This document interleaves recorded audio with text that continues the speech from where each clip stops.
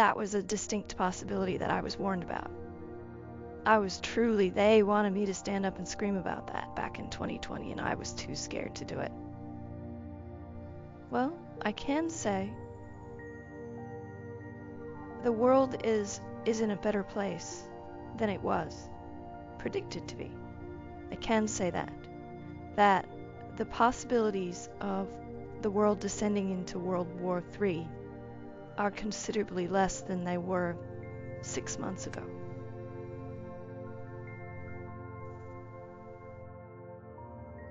Hi, my name is Sally Reed, and I live in Nashville, Tennessee.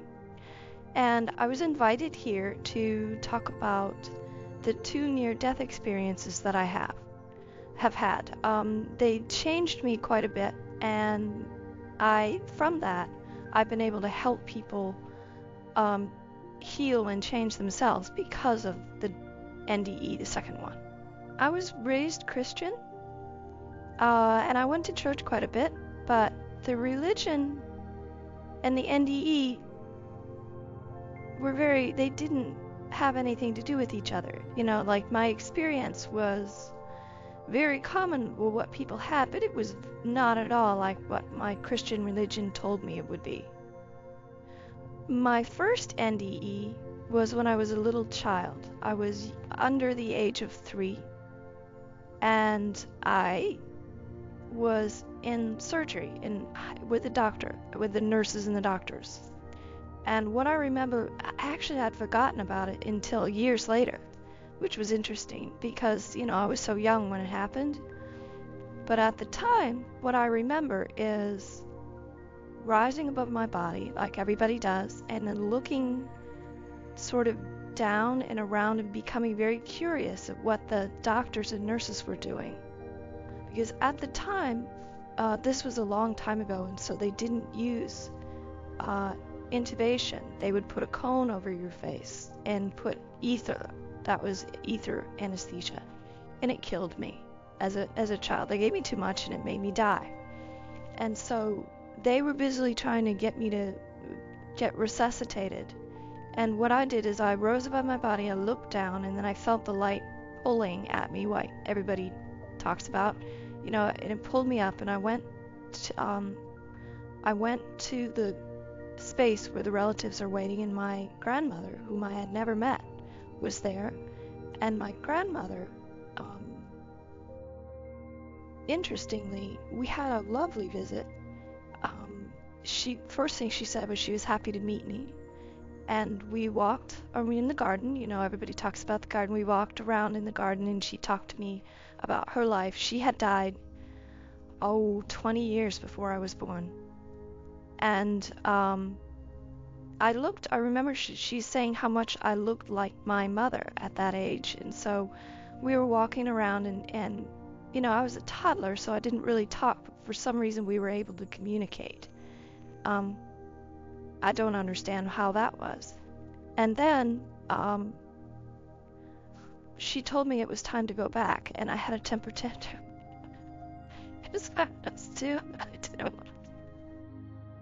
She told me I had to go back, and I did. I had a temper tantrum, and she laughed, and next thing I know, I was waking up from the anesthesia in the hospital bed.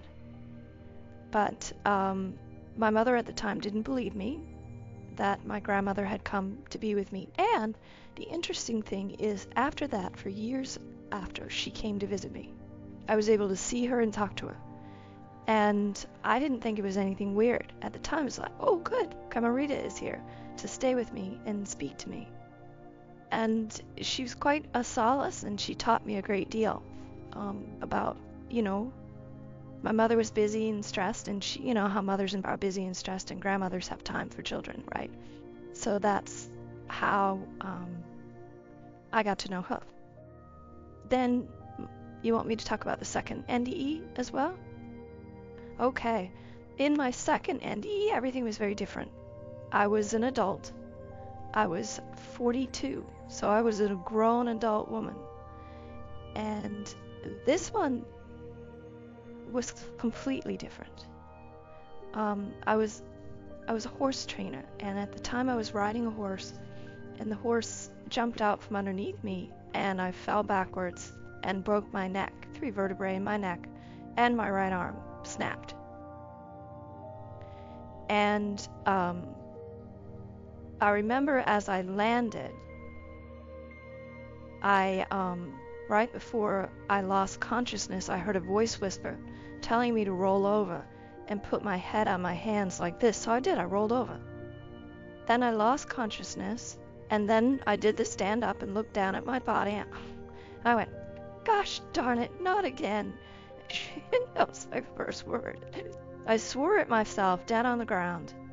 I looked up and I swore at the horse. And I immediately started feeling the pull of the light, right? But instead of going straight up like I did as a child, I walked. It felt like I was walking. And so I walked down through the stables where I kept the horse, and I looked at the clock, as was my habit. I always looked at the clock, and I noticed that it was 1:47 p.m. I don't know why. I will always remember that it was 1:47 p.m. And the minute I got to the end of the barn, everything was white, just white. And I went up to the light. I was in the light. And the minute I was about to go into, and this time, you know what? The people who were with me were people I didn't know. That was very strange too. Because, the people who greet you are people you know, mostly, like it was on the first near-death experience. But this one, I had 2 guardians. The very tall, it's what people call them, the guys with the clipboards, the guardians, the people that are there. It's like the officials. And I had 2 officials guiding me up. And I get to the very last part before making the transition where you can't go back. Like I've gone past the golden rule and I'm about to go into sort of the life review, the hall of records. And I was looking in the garden, it looked the same, and I kept looking around for people I knew, and I didn't know anybody. This is all very strange. And the man with the clipboard came up and said, you have a choice. This isn't your time. You're not supposed to be here.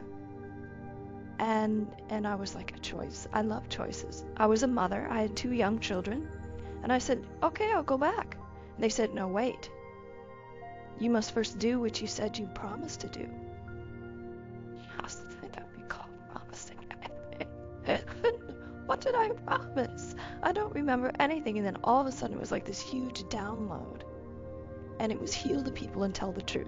And so essentially what they gave me in this download was the ability to see and track, like trace energy, understand how energy flows in and out of people's bodies, lives, timelines, genetic lines. It's like following a beam of light through a hallway or something. They showed me what this was about, and then later on, after I came back, it took several years, they would come and visit me and tell me more to do. And there are like these golden beams of light, and I was like, I don't want to do this. Why did you tell me to do this if I didn't want to do this? Like I'd already come back and I'd already woken up, and this was the bizarre part. So I had 3 vertebrae that were broken in my neck. Broken, not just cracked, broken in my neck. And that generally means you die and you stay dead, right? But I, for some reason, got up and walked around for 7 hours before I went to the hospital, waiting for my husband to come home, waiting for the children, to be fed. I cooked dinner with a broken arm and a broken neck. I drove myself to the hospital hours later. They sent me home with a cervical collar because they took an x-ray and they didn't believe that the x-ray was right.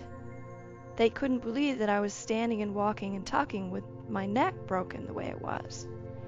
And so they told me to go home, which I drove myself home. See, this was the real miracle.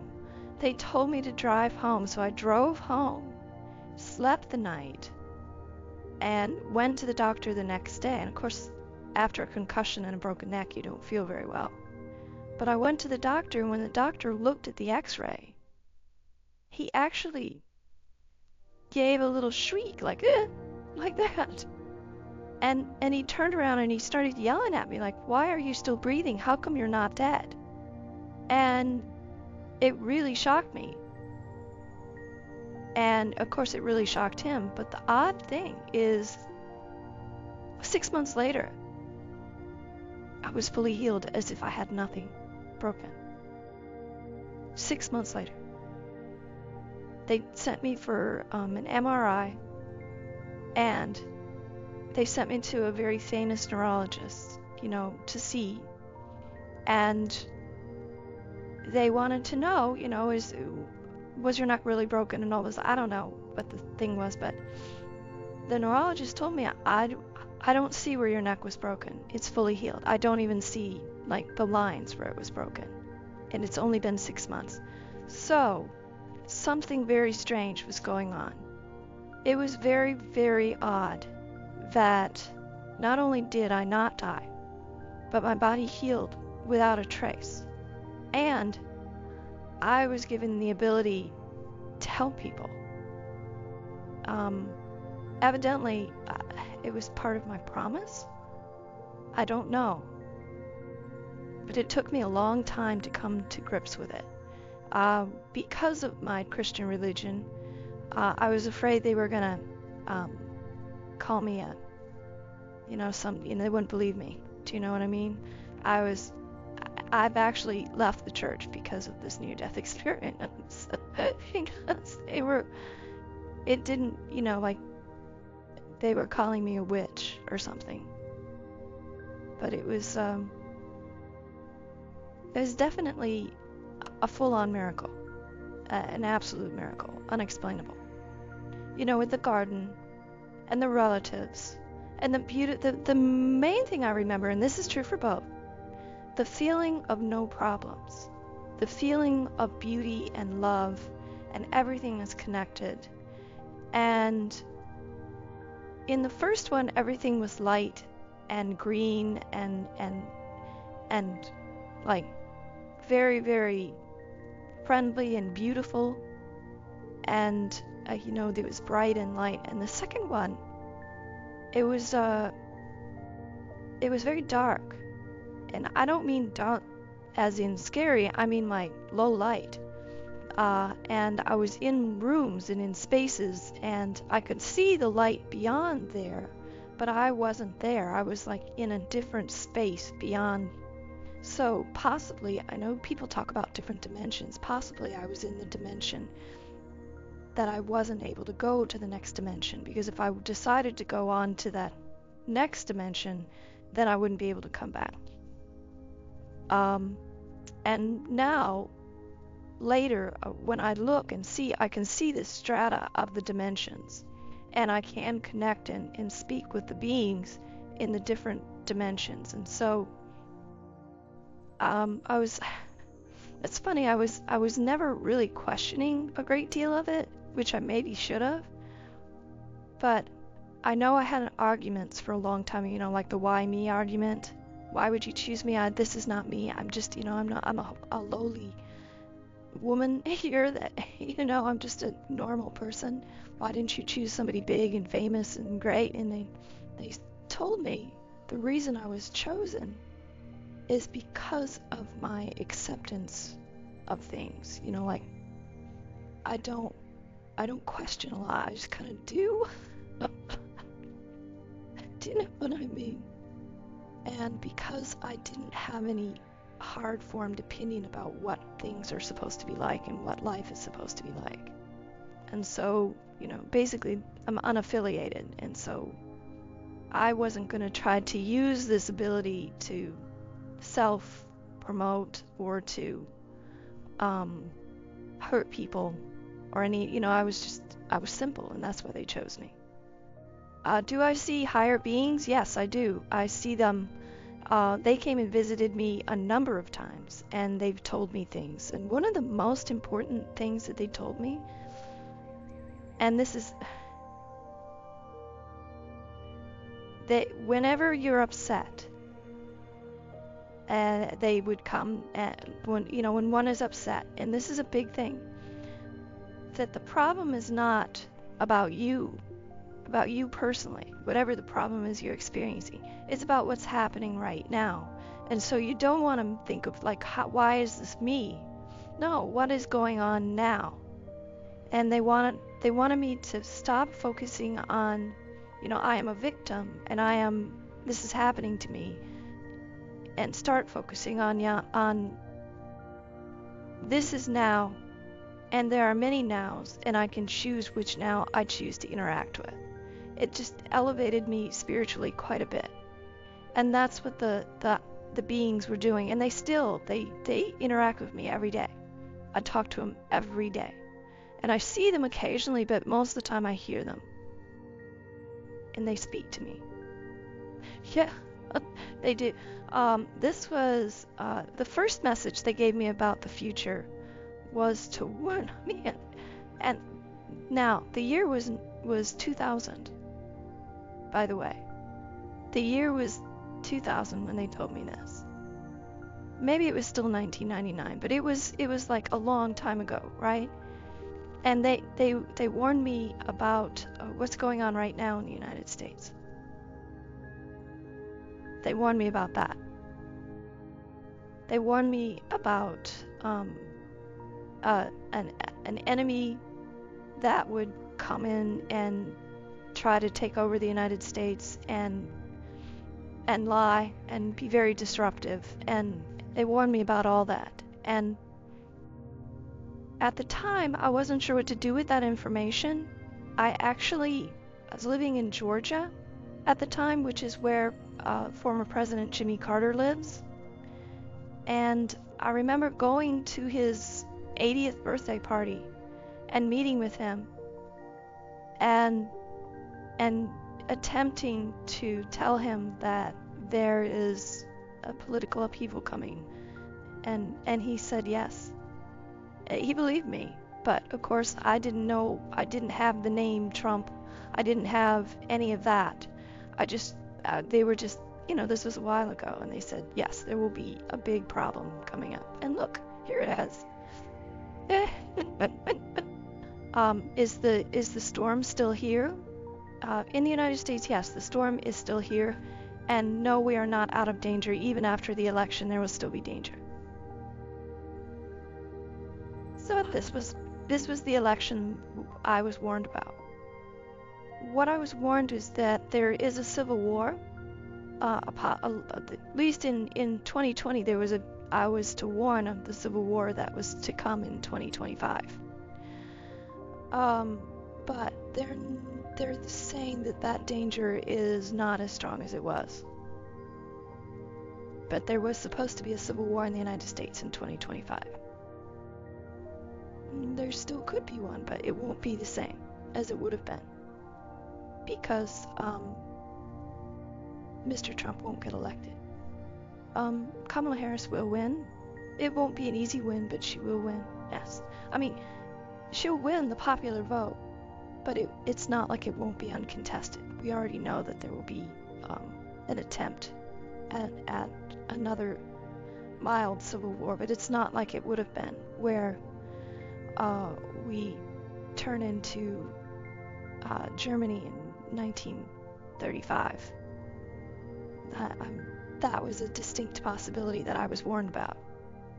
They wanted me to stand up and scream about that back in 2020, and I was too scared to do it. Well, I can say the world is in a better place than it was predicted to be. I can say that the possibilities of the world descending into World War III are considerably less than they were 6 months ago. It was quite possible and probable that there would be the beginning of World War III. In fact, the interesting thing is when Mr. Bush won over Al Gore years ago, that's when my guide stepped in and said, "There's the beginning of the war." They stepped in and so that's the beginning of the war. And such a chill went down my spine when they stepped in. And they showed themselves. It was the same beings I met, the same beings that escorted me in my NDE, that stepped in and said, "See, there's the beginning of the war." And I basically told them, "What can I do about it? Please go talk to other people about this." And I expect they have. But that was strange. And here I am asking, why would they care about United States political problems, except for the fact that when the United States has problems, then the entire world has problems.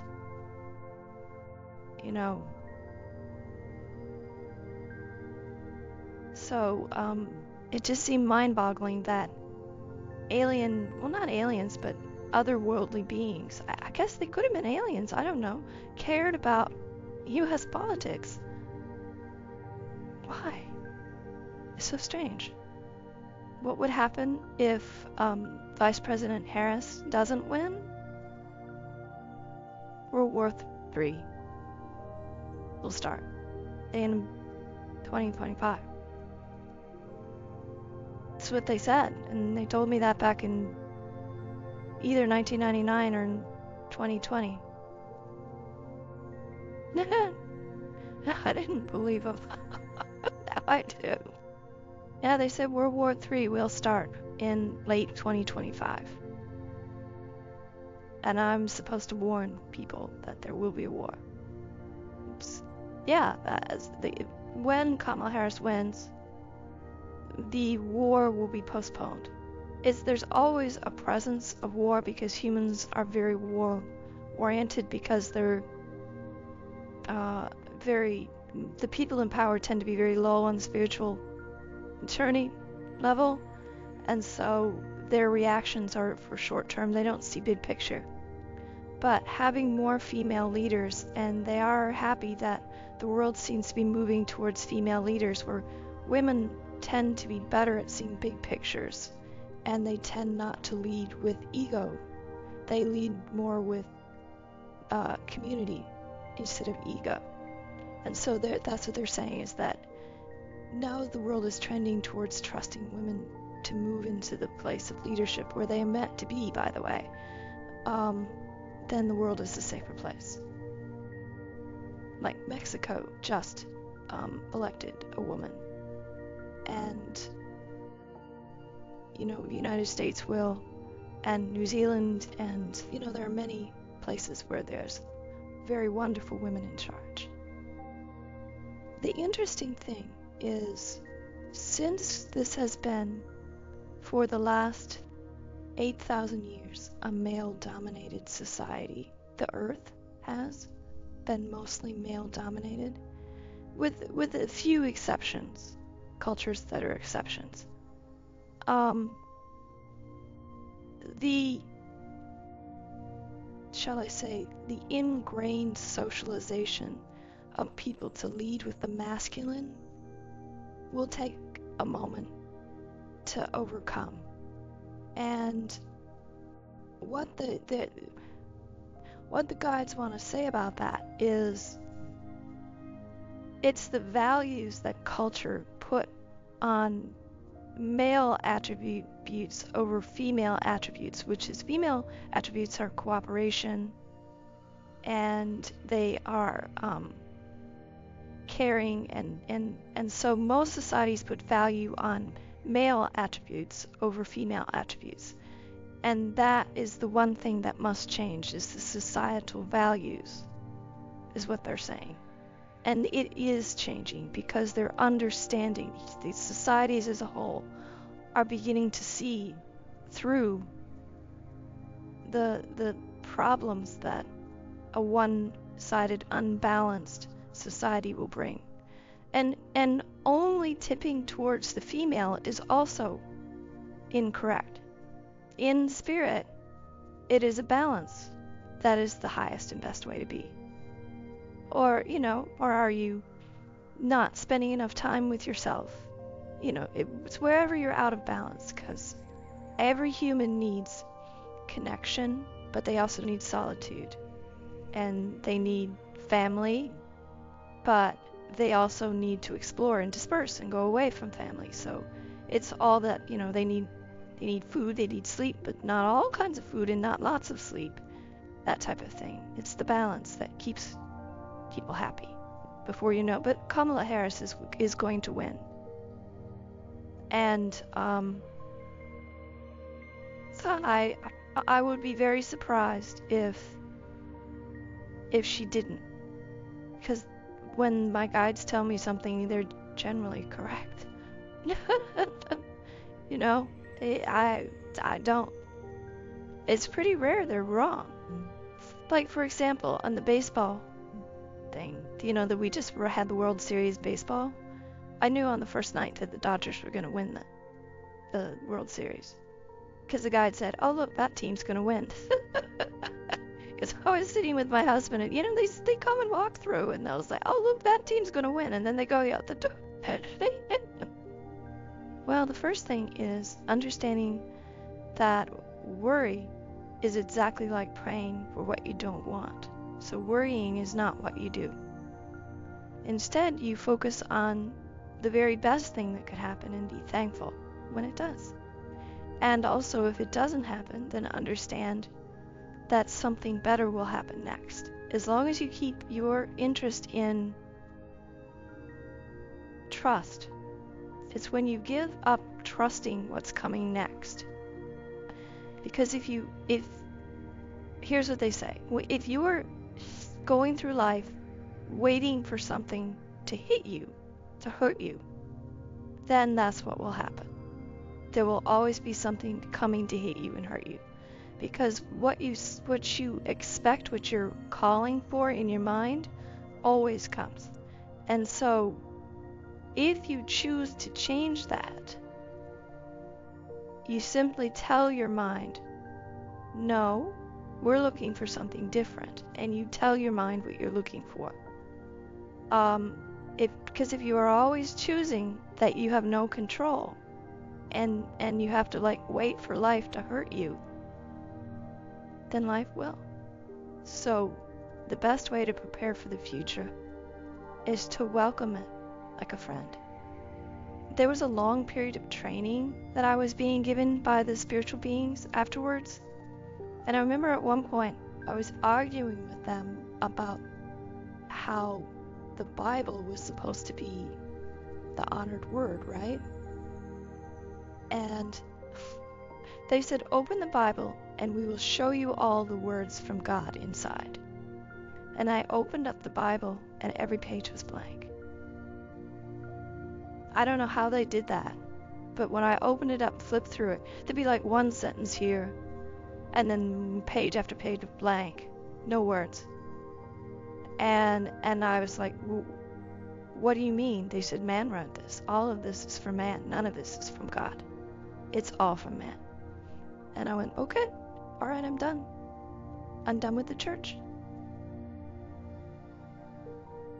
And so they've been, and it's not like I'm against spirit, because I'm very spiritual. I just go directly to the source instead of having it filtered through somebody else. And that's what my guides have been teaching me and having me teach others, is that spirituality is you in relation to spirit. Nobody else can tell you how it's supposed to be done. It's how you feel in relation to spirit.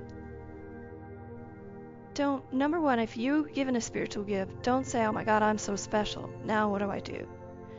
Or else don't say, "Why me?" or any of these things that I did, because it's all very human. Instead say, "How can I help? How can I help?" And I got so wrapped up with what people would think of me and how people would receive me and what would happen that I missed the point of everything.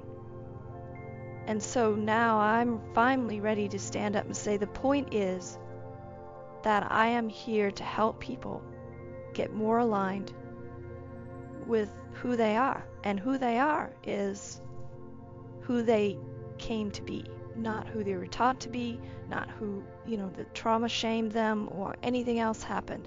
No, you're here to be you and the best version of you. Thank you so much for having me. And if anybody wants to get in touch with me, you can find me at sallyreid.com. That's SALLYREID.com. And if you have any questions or comments, please feel free to share below.